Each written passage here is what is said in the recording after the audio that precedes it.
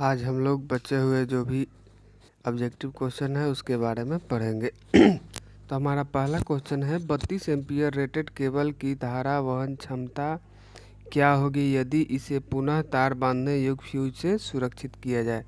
तो देखिए, पुनः बांधने योग्य तार जो होता है वो कीट कैट फ्यूज होता है कि जैसे एक आपका फ्यूज हो गया, ठीक है, फ्यूज हो गया, तो इसमें क्या किया जाता है कि आपको वायर का प्रयोग किया जाता है, ठीक है। तो वायर का जो आप प्रयोग कर रहे हैं, तो वो जैसे ही वायर जल जाता है, वायर पतला है, वायर जल जा रहा है, तो आप उसको बदल सकते हैं, ठीक है। तो किट कैट फ्यूज होता है जिसमें वायर जलने के बाद फिर दोबारा वायर बदल सकते हैं। तो देखिए हमारा जो केबल है वो 32 एम्पियर का है, तो हम इससे ज़्यादा एम्पियर का फ्यूज नहीं लगा सकते हैं क्योंकि उस समय केबल ख़राब हो जाएगा और फ्यूज नहीं जलेगा। इससे कम का होना चाहिए। तो 13 एम्पियर जो दे रहा है ये बहुत कम है, 16 एम्पियर भी बहुत कम है। तो हमारा जो 26 एम्पियर का जो फ्यूज है, फ्यूज वायर है, ये हमारे लिए उपयुक्त है क्योंकि जो 39 है, जो 39 दे रहा है वो ज़्यादा है, 32 एम्पियर से ज़्यादा है। तो क्या होगा कि फ्यूज वायर बचा रह जाएगा और आपका जो ये केबल है ये जल जाएगा, ठीक है। तो हमारा सही आंसर होगा 26 एम्पियर, ठीक है। अगला क्वेश्चन है SWG से तार का आकार मापने की परस क्या है। तो देखिए SWG क्या होता है, एक गोल होता है, स्टैंडर्ड वायर गेज जिसे कहते हैं। इसमें 0 से लेके 36 तक आपका ये खांचा बना हुआ रहता है, इसमें खांचा बना हुआ रहता है जिसकी सहायता से हम वायर का व्यास मापते हैं। तो कितना होता है, 0 से लेके 36 तक, 0 से लेके 36 तक। तो इसका SWG का परस क्या होता है, 0 से 36 होता है। कह रहा है कि इस तार जोड़ का क्या नाम है। तो ये जो आप तार ज्वाइंट देख रहे हैं इसे हम नॉटेड टेप ज्वाइंट या गांठ युक्त ज्वाइंट कहते हैं, ठीक है। ये आपका वहाँ किया जाता है जहाँ पर ज़्यादा खिंचाव हो, ज़्यादा टेंसाइल हो, तनाव ज़्यादा हो, वहाँ पर इसका प्रयोग किया जाता है। तो ये क्या है, नॉटेड टैप ज्वाइंट या गांठ युक्त जोड़। इसमें एक ही दिक्कत होता है कि सोल्डरिंग करने में दिक्कत होता है या सोल्डरिंग नहीं कर सकते, ठीक है। तो ये कौन सा ज्वाइंट है, नॉटेड टैप ज्वाइंट, ठीक है। अगला क्वेश्चन है हमारा, गैल्वेनीकृत लोहे के लिए किस प्रकार का सोल्डरिंग फ्लक्स का प्रयोग किया जाता है। देखिए, गैल्वेनीकृत का मतलब होता है कि लोहे के ऊपर, लोहा का ये तार है, इसके ऊपर क्या किया गया, आपका जिंक का लेप चढ़ा दिया गया। क्यों चढ़ा दिया जाता है, ताकि इस पर जंग नहीं लगे, ठीक है, या ये तार खराब नहीं हो। तो जो फ्लक्स यूज किया जाता है वो होता है हाइड्रोक्लोरिक एसिड। गैल्वेनीकृत लोहे के लिए हाइड्रोक्लोरिक एसिड सोल्डरिंग फ्लक्स का प्रयोग किया जाता है, ठीक है। अगला क्वेश्चन है हमारा कि मात्रा उत्पादन और टीनिंग कार्य हेतु कौन सी सोल्डरिंग विधि का प्रयोग किया जाता है। देखिए, कह रहा है कि which method of soldering is used for quantity production and for टीनिंग work.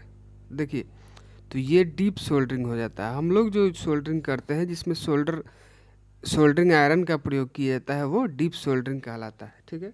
तो कह रहा है कि प्रोडक्शन करना है या मतलब ये करना है, कुछ भी काम करना है, तो सोल्डरिंग, टिनिंग, टाका लगाने के लिए तो डीप सोल्डरिंग का प्रयोग किया जाता है। अगला क्वेश्चन है हमारा कि ये जो केबल है इसमें ये जो इंगित किया हुआ ये क्या है। तो देखिए, ये जो होता है ये बेडिंग होता है आपका, ये बेडिंग होता है। ये जो केबल है इसमें ये केबल होता है, वायर रहता है, उसके ऊपर से इंसुलेशन रहता है, फिर उसके ऊपर ये एक इंसुलेटर होता है, इसके ऊपर लेड का लेप चढ़ा है वो रहता है, ये जो इंसुलेशन है जिसके ऊपर, फिर उसके ऊपर ये जो होता है ये बेडिंग किया हुआ रहता है, ठीक है, बेडिंग किया हुआ रहता है।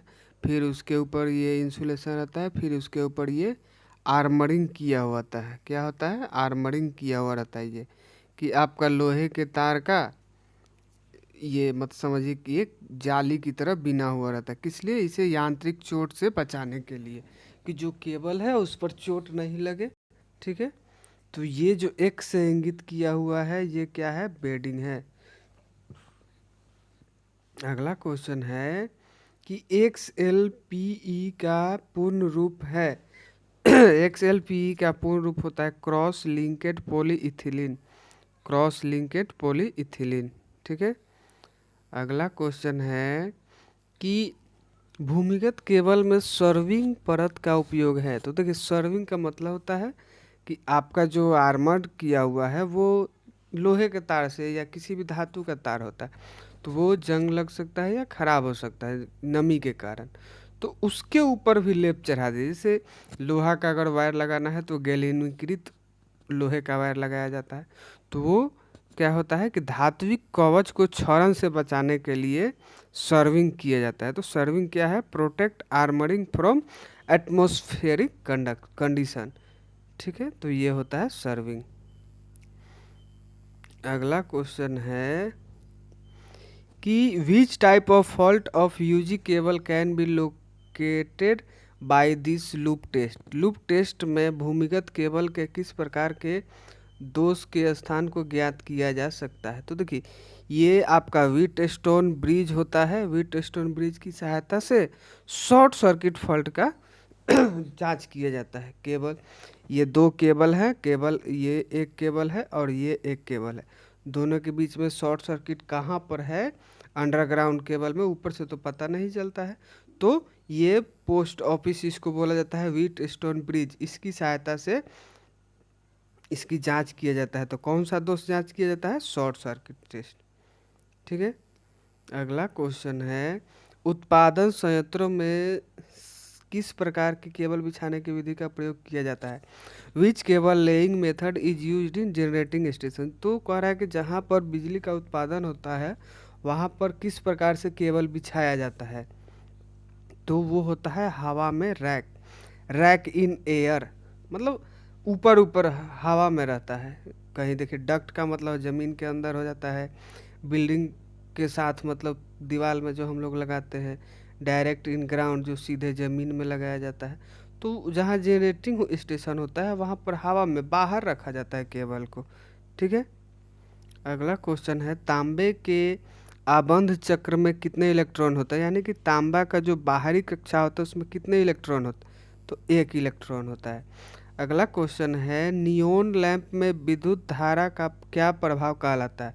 तो देखिए, नियोन लैंप जो हम लोग टेस्टर यूज करते हैं उसमें विद्युत धारा का गैस आयोनाइजेशन इफेक्ट होता है। नियोन लैंप हो जाता है, या जो मरकरी लैंप हो गया, sodium lamp, sodium vapour lamp हो गया, ये सब जो भी बल्ब होता है उसमें गैस आयनीकरण प्रभाव का प्रयोग किए थे। यानी कि विद्युत धारा का गैस आयनीकरण प्रभाव के ऊपर आपका neon lamp, sodium vapour lamp, mercury vapour lamp, ये सब जो लैंप होता है वो काम करता है। ठीक है, उसके बाद हमारा क्वेश्चन है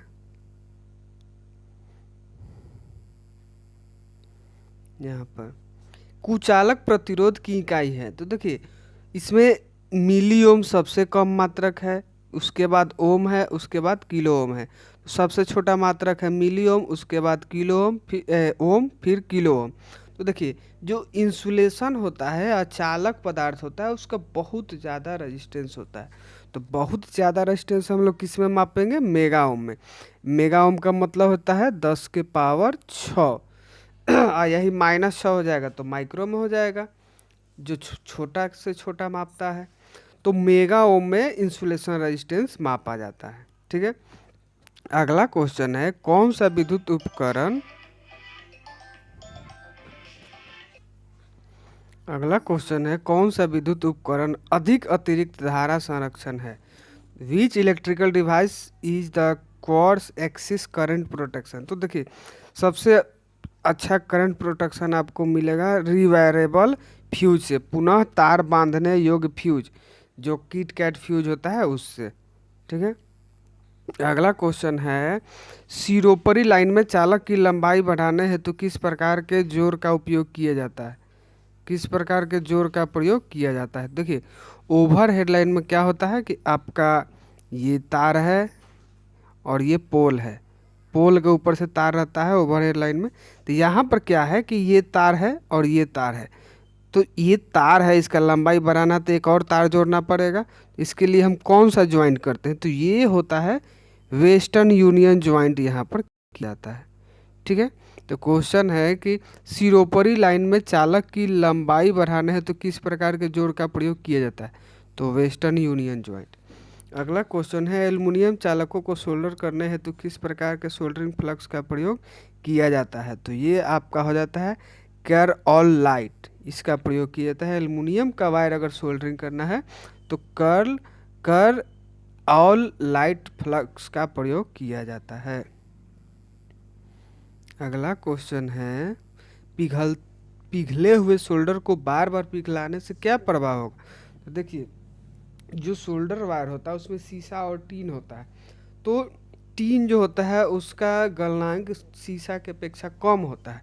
तो ज़्यादा बार बार होगा तो क्या होगा कि टीन कम हो जाएगा, धीरे धीरे टीन कम हो जाएगा और शीशा रह जाएगा, ज़्यादा बार अगर उसी सोल्डर को पिघलाया जाता है तो।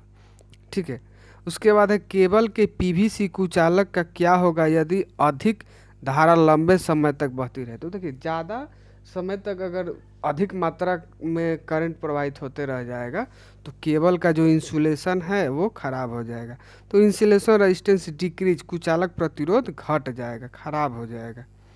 ठीक है, अगला क्वेश्चन है, केबल बिछाने की कौन सी विधि संकीर्ण क्षेत्रों हेतु उपयोग किया जाता है? तो देखिए, डक्ट पाइप का प्रयोग किया जाता है। जैसे मान लीजिए कहीं ज़मीन है, ज़मीन के अंदर से क्या किया जाता है, एक मोटा पाइप बिछा दिया गया, ये फिर इसके अंदर से ये केबल ले जाया जाएगा। ठीक है, तो ये कहलाता है डक्ट पाइप। तो जहाँ पर कम जगह है वहाँ पर इसका प्रयोग किया जाता है कि एक पाइप है, फिर पाइप के अंदर से केबल को ले जाया जाता है।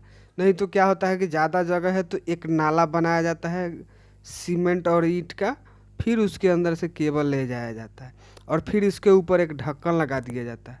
ठीक है, तो नाले के ऊपर ढक्कन लगा दिया जाता है कि जब कभी अगर शॉर्ट सर्किट या कुछ होता है तो ढक्कन हटाइए और फिर उसको सही करके बना दीजिए। तो जहाँ पर कम जगह है वहाँ पर क्या किया जाता है, डक्ट पाइप का प्रयोग किया जाता है कि एक पाइप, पहले ये पाइप डाल दीजिए और इसके अंदर से केबल को लेके आसानी से चले जाइए। ठीक है।